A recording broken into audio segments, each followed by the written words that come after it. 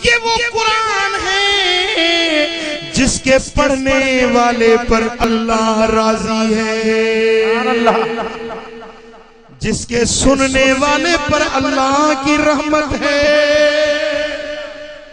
फिर जो इस कुरान को अपने सीने में संभाले उस पर अल्लाह ताला जहन्नम की आग माफ कर देता है।